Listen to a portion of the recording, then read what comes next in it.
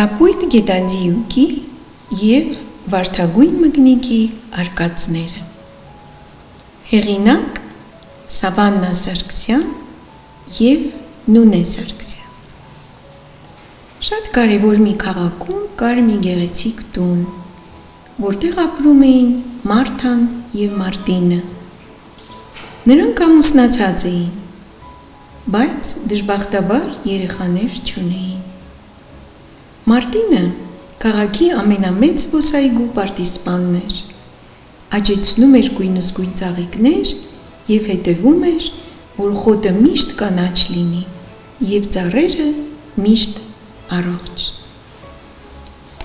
Մարթան աշխատում էր քաղաքի կենդանաբանական այգում, խնամում էր կենդանիներին, հատկապես այն կենդանիներին, որոնք միայնակ էին զգում։ Նա մեղմորեն խոսում էր նրանց հետ, կերակրում բանանով, խնձորով ու գազարով։ Կենդանիները այդպիսով վարժվում էին իրենց նոր կյանքին և բարեկամանում էին Մարթայի հետ։ Կենդանաբանական այգու տնօրենը պարոն Քառակուսին էր, անչափ լուրջ մի մարդ, որն ամեն ինչ անում էր ըստ օրենքի։ Օրենքով այդպես պիտի լինի, ուրեմն պետք է շարժվենք ըստ օրենքի, շատ խիստ ձայնով միշտ ասում էր նա իր գործընկերներին։ Նա կարծում էր, որ կենդանաբանական այգին ամենաապահով և ամենալավ տեղն է կենդանիների համար, հատկապես այն կենդանիների, որոնք անկարգ են և չարաճճի։ Մի օր հեռավոր Աֆրիկայից կենդանաբանական այգի բերեցին մի նոր կենդանի, գետաձիու տղա ձագուկ, բայց ոչ սովորական, այլ կապույտ։ Նրան մարդիկ գտել էին թփերի տակ, լքված ու միայնակ, առանց ընտանիքի։ Կենդանաբանական այգու աշխատողները նրան կոչեցին Կապուտակ։ Մարթան սկսեց խոսել գետաձիու տխուր ձագուկի հետ և ի վերջո ձագուկը սկսեց ժպտալ։ Մարթան շատ հարցեր էր տալիս Կապուտակին, բայց նա իհարկե չէր կարողանում պատասխանել։ Կապույտ գետաձին միայն նայում էր շուրջը լայն բացված խելացի աչքերով։ Եվ Մարթային սկսեց թվալ, որ նա լսում է ու հասկանում։ Որոշ ժամանակ անց Մարթան սկսեց Կապուտակին սովորեցնել բառեր ու նախադասություններ։ Սակայն զարմանալին այն է, որ Կապուտակի վանդակում հայտնվեց մի անկոչ հյուր։ Դա փոքրիկ մուկ էր և այ քեզ զարմանք, նա վարդագույն էր։ Մարթան նրա անունը դրեց Վարդուկ։ Մուկը բոլորովին չէր վախենում գետաձիու ձագուկից կամ Մարթայից և աշխույժ և ուրախ մասնակցում էր Մարթայի դասերին, քանի որ ուշիմ էր և խելացի։ Մարթան այնքան տքնաջան աշխատեց իր երկու աշակերտների հետ, որ որոշ ժամանակ անց նրանք երկուսն էլ սկսեցին խոսել։ Կեցենք։ Մարթան հարցրեց Կապուտակին. Ինչու ես դու կապույտ։ Կապուտակը թոթվեց ուսերը և ասաց. Ոմանք տարբեր են ծնվում։ Իսկ դու ինչու ես վարդագույն Վարդուկ, հարցրեց Մարթան։ Մուկիկն առաջ բերեց դունչը ու ասաց. Չգիտեմ։ Մի օր Մարթան հրավիրեց ամուսնուն Մարտինին կենդանաբանական այգի, Կապուտակին և Վարդուկին հանդիպելու։ Նրանք միասին զբոսնեցին և նայեցին բոլոր կենդանիներին, հետո մոտեցան կապույտ գետաձիուն և վարդագույն մկնիկին։ Այս կապույտ գետաձին ինչ լավն է, բացականչեց Մարտինը։ Ինչ ես կարծում, չորդեգրենք նրան, հարցրեց Մարտան։ Մարտինը տնբացրեց գլուխը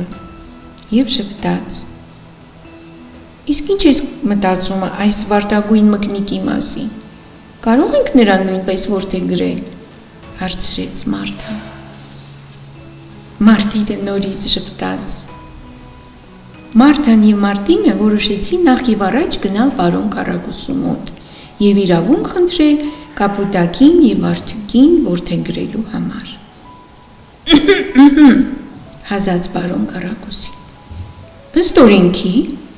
դուք կարող եք որդեգրել որևէ կենդանու այս կենդանաբանական այգում, որը կշռում է 300 կիլոգրամից քիչ։ Եվ քանի որ կապույտ գետաձին կշռում է ընդամենը 100 կիլոգրամ, դուք կարող եք որդեգրել նրան, որից հետո, ըստ օրենքի, դուք գրում եք գետաձիուն դասյարակելու եւ կարգ ու կանոն սովորեցնելու ամբողջ պատասխանատվությունը։ Բայց,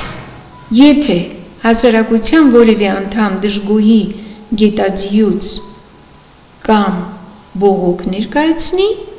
գետաձին անմիջապես պետք է հետ գա կենդանաբանական այգի, մտնի իր վանդակը եւ այնտեղ մնա ընդմիշտ։ Իսկ վարդագույն մկնիկը? Զգուշորեն հարցրեց Մարթան։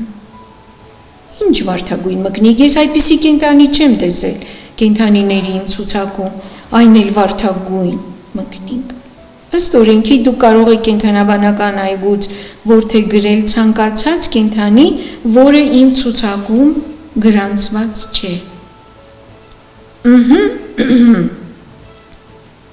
Խստորեն հազաց պարոն Կարագուսին։ Լսելով այս լավ լուրը, թե ցակուկ գետաձին եւ թե վարդագույն մկնիկը հրճվեցին, եւ նախքան պարոն Կարագուսին փոխեր իր որոշումը, Մարթան եւ Մարտինը արագ նստեցրին կենդանիներին մեքենայի մեջ եւ ուղղվեցին դեպի իրենց գեղեցիկ տունը։ Այդ օրվանից Կապուտակն ու Վարդուկը իրենց նոր ծնողներին անվանեցին մամա եւ հայրիկ, իսկ տունը կոչեցին մեր տունը։ Մի երեկո մաման 2 տուփ գունավոր մատիտ եւ 2 տետր տվեց Կապուտակին ու Վարդուկին եւ ասաց. Կապուտակ, Վարդուկ, նստեք մի հարմար եւ խաղաղ տեղ, օրինակ հյուրասենյակում, եւ զբաղվեք նկարչությամբ։ Մինչ այդ ես ընթրիք կպատրաստեմ, հայրիկը շուտով տուն է գալու։ Կապուտակն ու Վարդուկը շատ գոհ էին իրենց նվերներով։ Նրանք նստեցին սեղանի մոտ եւ սկսեցին նկարել։ Կապուտակը վերցրեց մատիտներն ու ասաց. Հիմա ես նկարում եմ մի օդանավ, որը թռչում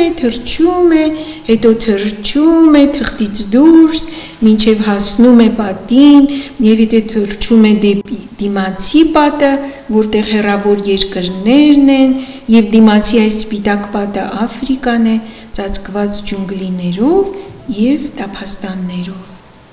Իսկ սա Զամբեզի գետն է եւ սրանք ցեխի մեջ պառկած գետաձիեր են։ Վարդուկը վերցրեց մի քանի մատիտներ եւ ասաց. Ես հիմա նկարում եմ կանաչ գորդ, որը ցատկում է, հոպլա, մի էջից մյուսի վրա, հետո մյուս էջի վրա, հետո հոպլա, մյուս էջի վրա։ Իմիջայլոց հատակը կանաչ դաշտ է։ Այդ պատճառով ես պետք է շատ գունավոր ծաղիկներ եւ շատ կանաչ խոտեր նկարեմ հատակին։ Իսկ այս գորտերը անկարգ են եւ ցատկում են թղթի վրայից հատակին։ Նայիր Կապուտակ։ Հանկարծ նրանք լսեցին բանալու կողպեքի մեջ պտտվելու ձայնը։ Հայրիկն էր։ Կապուտակն ու Վարդուկը ոգևորված վազեցին դեպի հայրիկը եւ տարան նրան հյուրասենյակ։ Տես հայրիկ, թե մենք ինչեր ենք նկարել, հպարտ ասացին նրանք։ Ասաց հայրիկը եւ ձեռքը տարավ ճակատին։ Հենց այդ վայրկյանին հյուրասենյակ մտավ մաման եւ ուրախ ձայնով ասաց. «Ընթրիքը պատրաստ է»։ Հետո նա հանկարծ տեսավ պատերի ու հատակի վրայի նկարները։ «Սա ի՞նչ է», ասաց նա եւ շփոթված նստեց աթոռին։ Կապուտակն ու վարդուկը նայեցին մամային,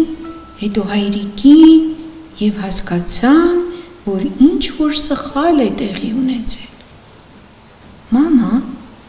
ինչ որ բան սխալ ենք արել», ծվծվաց մկնիկը։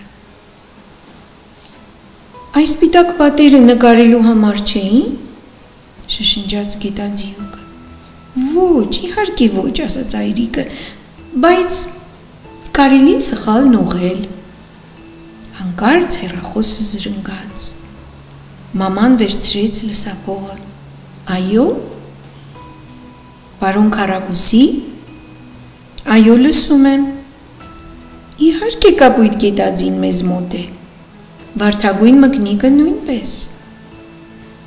«Դուք ուզում եք իմանալ, թե նրանք ինչպես են»։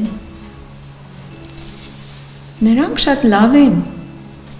«Ինչպես են իրենց պահում»։ Եվ մաման հարցական նայեց հայրիկին, Կապուտակին եւ վարդուկին։ «Մամա, խնդրում եմ, ոչինչ մի ասա պարոն Քարագուսուն, ես չեմ ուզում գնալ հետ կենդանաբանական այգի», ասաց գետաձին ցածրաձայն։ Իսկ վարդուկը հուզմունքից ուղղակի սկսեց հեկեկալ։ «Ներողություն, մամա, ներողություն, հայրիկ»։ «Դե գիտեք ինչ, պարոն Քարագուսի», շարունակեց մաման։ «Նրանք ամեն օր նոր բաներ են սովորում։ Այո, շնորհակալություն։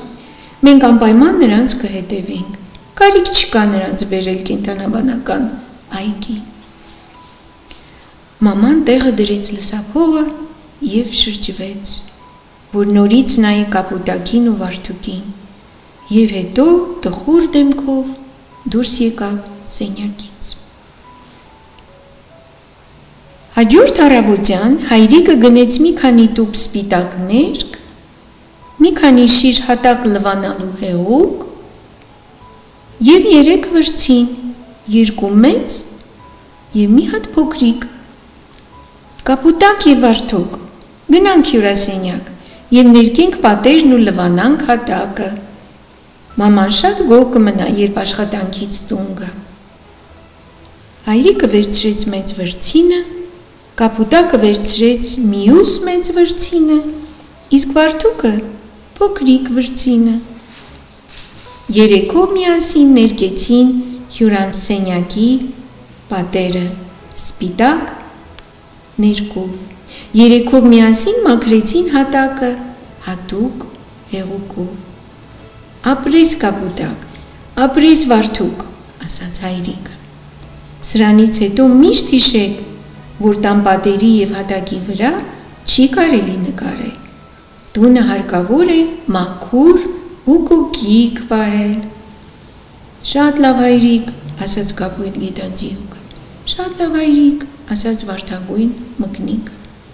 Եվ երկուսով փարվեցին հայրիկին։ Մաման աշխատանքից եկավ տուն եւ առաջին հերթին բացեց հյուրասենյակի դուռը։ «Ինչ մաքուր է այստեղ եւ ինչ թարմ», ասաց նա եւ շփտաց հայրիկին, Կապուտակին ու վարդուկին։ «Իսկ հիմա ուզում եք տեսնել, թե ես ինչ եմ բերել ձեզ համար այս տուփի մեջ»։ Ես գիտեմ, շտապ ասաց վարդուկը, ավելի շատ գունավոր մատիտներ, չէ՞։ «Գունավոր, բայց ոչ մատիտներ», ասաց մաման։ Տուփի մեջ պաղպաղակ էր, տարբեր գույների, սպիտակ եւ շոկոլադի, կապույտ եւ վարդագույն, համով խրթխրթան վաֆլիի մեջ։ Նրանք նստեցին մաքուր եւ կոկիկ հյուրասենյակում,